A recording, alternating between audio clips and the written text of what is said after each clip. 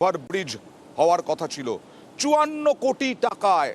সেই ব্রিজ আর এখনো হলোই না, এতদিনেও হলো না। ৫ বছর আগে তৈরি হয়ে গেছিল, চালুই হয়নি, তৈরি হয়নি পুরোটা। কথা বলবো প্রতিনিধি দীপকের সঙ্গে কথা বলবো, তবে তার আগে স্থানীয় বাসিন্দারা কি অভিযোগ করছেন দেখুন।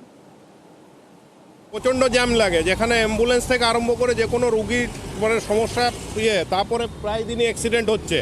স্কুলের অসুবিধা হয়, স্কুলের টাইমে যেতে গেলে স্কুলের অসুবিধা, অফিস টাইমে অসুবিধা। ট্রেন ধরতে গেলেও আপনাকে 1 ঘন্টা আগে বেরোতে হবে, মানে 1 ঘন্টার বেশি তো কম নয়, কারণ কোনো দিন 30 মিনিট 35 মিনিটও জ্যাম লেগে যায়। অলমোস্ট 2016 সাল থেকে শুরু হয়েছে, 1-1.5 বছরের মধ্যে শেষ হওয়ার কথা ছিল, এটা 7 বছর পেরোতে চললো, এখনও পর্যন্ত কোনো গতিবিধি দেখা যাচ্ছে না। কবে শেষ হবে কোনো ঠিক নেই। চাইছি তো যত দ্রুত সম্ভব এটা করা হোক, মানুষ সুবিধা পাবে, সুরাহা পাবে।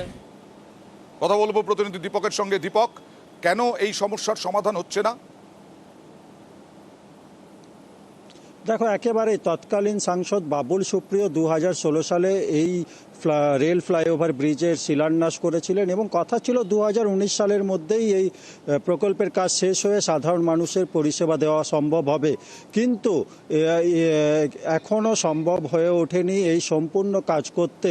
কারণ হচ্ছে কি, যেভাবে রেল এবং সেল এই ফ্লাইওভার ব্রিজের নির্মাণের কাজ শুরু করে, তার ক্ষেত্রে সমস্যা পড়ে জমি অধিগ্রহণ একটা বড় সমস্যা পড়ে, যেই সমস্যা কাটাতে কিন্তু বেশ খানিকটা সময় লেগে যায়।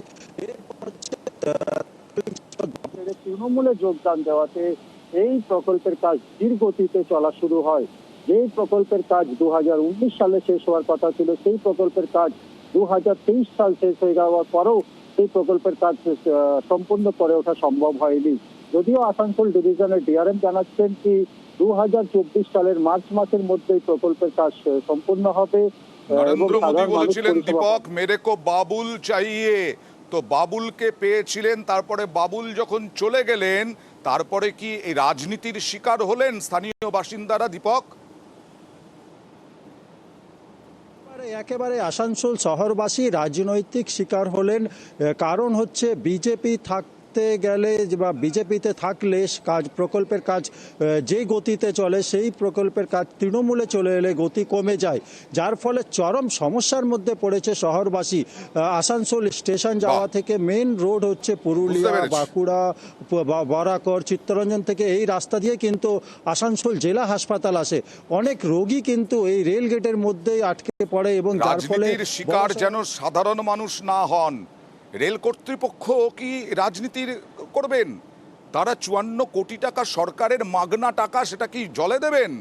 রাজনৈতিক নেতারা তরজা করুন, কিন্তু উদ্যোগটা নিন, তরজা দেখুন। এটা ওই বুলবুল সুপ্রিয়কে জিজ্ঞেস করুন না, কদিন আগে ওখানে ফটো শ্যুট করে গেল, কদিন আগে আসানসোল এসেছিল তো, ওইখানে গিয়ে পরিদর্শন করলাম, আমি এটা স্টার্ট করেছিলাম, এই করেছিলাম বলে ছবি তুলে চলে গেল। তো ওকে জিজ্ঞেস করুন যে তুমি শুধু ছবি তোলার জন্য এসেছিলে?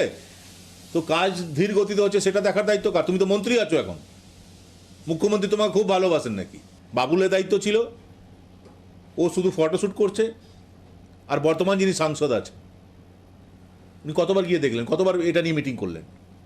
তাহলে আসানসোলের মানুষকে তো ভুগতে হবেই, কী করবেন? আমাদের যিনি বর্তমান সাংসদ রয়েছেন, উনি বারবার রেল এবং সেলকে চিঠি দিচ্ছে, সিএলকেও চিঠি দিচ্ছে, টাকা পয়সার যাতে কোনো রকম অভাব না হয় এবং কাজ যাতে ত্বরান্বিত হয় তার জন্যও চেষ্টা করছেন। পিডাব্লিউডিতেও বসছেন। কেন্দ্রীয় সরকার চায় যে পশ্চিমবঙ্গে যতগুলোই প্রকল্প আছে এরকম ঘোষণা করার পর থেকে ঝুলে ঝুলে আস্তে হোক। তো আপনারা বলছেন, আমরা আমাদের সাংসদকে জানাবো এটা আজকেই, যাতে উনি 2-1 দিনের মধ্যে আগাম ব্যবস্থা নিয়ে যাতে এটাকে খুব তাড়াতাড়ি আরও চালু করে দিতে পারেন, তার ব্যবস্থা আমরা করছি। হ্যাঁ, এখন তো তৃণমূলের সাংসদ শত্রুঘ্ন সিনহা, তিনি একটু তৎপর হন, রেলকে বলুন ঠেলা মারুন, আপনার তো ঠেলা মারাই কাজ দাদা, এবং এই ফ্লাইওভারটা তৈরি করে দিন। ডিআরএম কি বলছে দেখুন। काम में जिस तरह की तेज़ी होनी चाहिए थी उसमें थोड़ी कमी है, लेकिन हम लोगों ने दोबारा उसका कुछ रिव्यू किया है। उसमें कुछ इम्पॉर्टेंट पार्ट्स थे, वो उसके सप्लाई में दिक्कत आ रही थी, तो वो सब अभी ठीक कर लिया गया है और होपफुली मार्च 24 तक हम उसको पूरा प्रयास जारी है कि उसको कंप्लीट किया। এবার বানারহাটের ছবি দেখাবো না, একটু বলি।